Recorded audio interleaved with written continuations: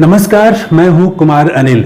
इस वीडियो में भारतीय जनता पार्टी और कांग्रेस के बीच एक तुलना आपके सामने मैं पेश करना चाहता हूं।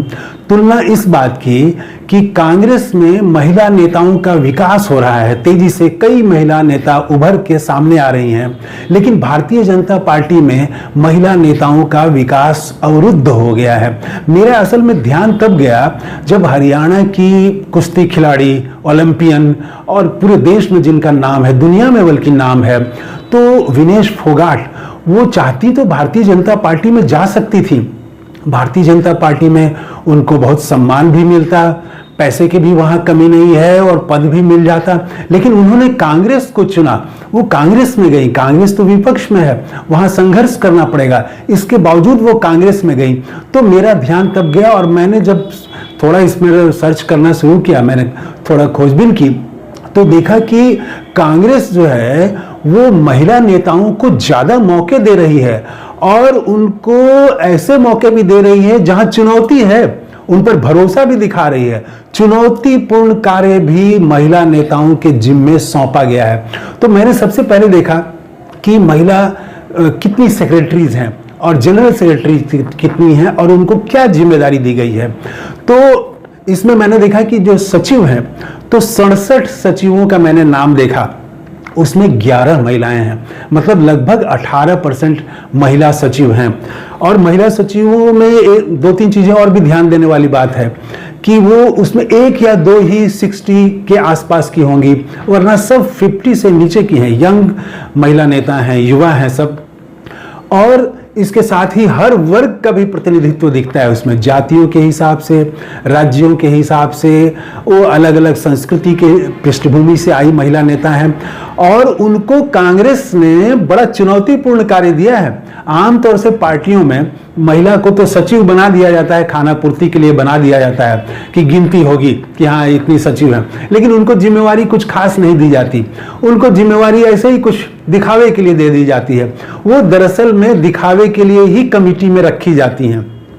लेकिन कांग्रेस ने उनको जो ये 11 जो महिला नेता हैं सचिव, तो इनको बड़ी जिम्मेवारी दी है और चुनौतीपूर्ण जिम्मेवारी दी है। आपको बताएं कि 11 में से 2 महिला नेताओं को गुजरात जैसे कठिन प्रदेश की जिम्मेदारी दी गई है, वहां भेजा गया है, उसका इंचार्ज बनाया गया है।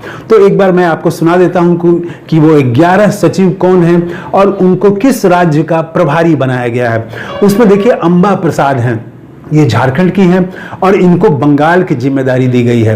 बंगाल की जिम्मेदारी भी आसान नहीं है, वहां कांग्रेस कमजोर है और ममता बनर्जी जैसी वहां महिला मुख्यमंत्री हैं, वहां की जिम्मेदारी दी गई है। अंबा प्रसाद को झारखंड की हैं।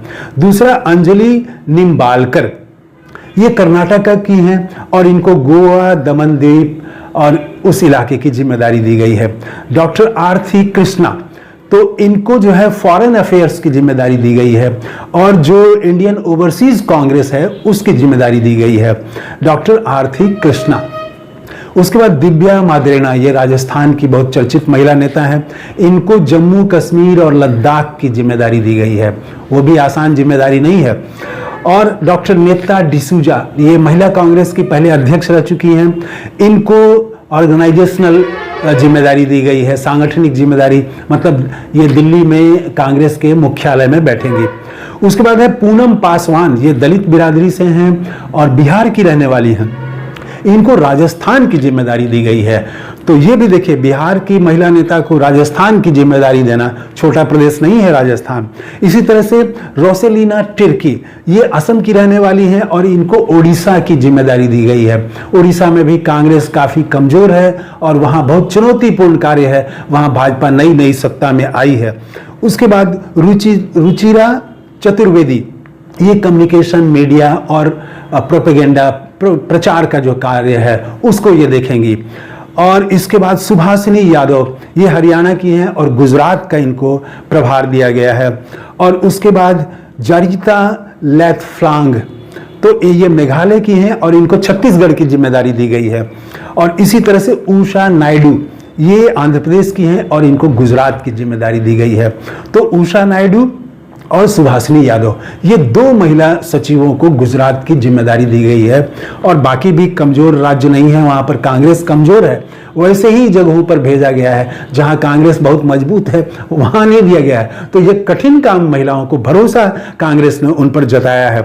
तो उसके बाद मैंने जनरल सेक्रेटरीज देखे, तो जनरल सेक्रेटरी में 12 में 3 महिला हैं और इस तरह से 25% हो जाती हैं।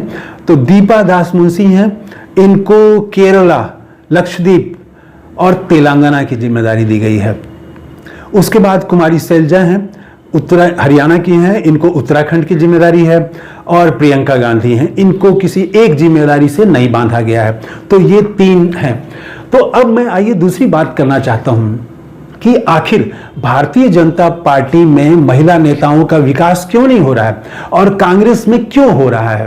तो ये इसके पीछे राजनीति है और ढांचा है। जो पॉलिटिक्स है आरएसएस की, भारतीय जनता पार्टी की, वो एक कारण है और दूसरा उनके पार्टी के भीतर का माहौल और स्ट्रक्चर। आप देखेंगे कि आरएसएस की जो पूरी विचारधारा है वो पूरी विचारधारा पुरुष वर्चस्ववादी है। आज तक आरएसएस में कोई महिला प्रधान नहीं हुई, जबकि इधर कांग्रेस में आप देखें तो महिला अध्यक्ष कई रह चुकी हैं, राष्ट्रीय कांग्रेस की राष्ट्रीय अध्यक्ष रह चुकी हैं। इसी तरह से आप देखेंगे कि जो पूरी भाजपा की राजनीति है वो सांप्रदायिक राजनीति है, नफरत वाली बातें करना, रोज रोज कुछ ऐसे ही मुद्दे उठाना। यहां पर महिलाएं कुछ तो आती हैं लेकिन वो व्यापक जो महिलाएं हैं उनको पसंद नहीं आती हैं। और कुछ दिनों के बाद ये जो नफरत वाली बात करने वाली महिलाएं आती हैं ये भी राजनीति के बियाबान में खो जाती हैं, क्योंकि पुरुष तो ज्यादा नफरती बात कर सकता है, महिलाएं उस तरह से, वो महिलाओं का नेचर नहीं है कि वो नफरत और घृणा और इसकी बात में वो एकदम टॉप में जा सके, इसमें फर्स्ट ले सकें, तो वो पिछड़ जाती हैं। दूसरा कि प्रधानमंत्री का जो पूरा जो कार्यशैली है उनकी, तो वो कार्यशैली एक, राहुल गांधी ने कहा कि उनकी कार्यशैली बादशाह वाली है। वो देश को भी एक बादशाह की तरह चलाना चाहते हैं, राजा महाराजा की तरह चलाना चाहते हैं। तो ऐसी जगह जहां होगी जहां की जो प्रमुख है, जो प्रधान है, वो बादशाह की तरह अगर बिहेव करे तो महिलाएं वहां पर सेफ महसूस नहीं कर पाएंगी, उनके लिए मौके नहीं मिलेंगे। इधर कांग्रेस में यहां जो प्रधान है वो मित्रवत व्यवहार है, वो यहां पर कोई शहंशाह नहीं है, न राहुल गांधी हैं न खड़गे साहब हैं। ये लोग शहंशाह की तरह व्यवहार नहीं करते हैं, इनके साथ तो आप बैठ के बातचीत कर सकते हैं या कर सकती हैं आप बातचीत। फिर महिला मुद्दे पर भाजपा जो है वो सेलेक्टिव है। मणिपुर में महिलाओं के साथ अत्याचार हुआ, उस पर एक शब्द नहीं बोला। फिर मणिपुर में हिंसा शुरू हो गई है तो बहुत चिंताजनक है, वहां पर एक शब्द नहीं बोलते हैं, लेकिन बंगाल में हो तो खूब बोलेंगे। बिल्किस बानो के साथ अगर अत्याचार हुआ तो उस पर चुप हो जाएंगे, लेकिन अगर वो किसी मुस्लिम ने अत्याचार किया है तो वहां पर वो खूब बोलेंगे।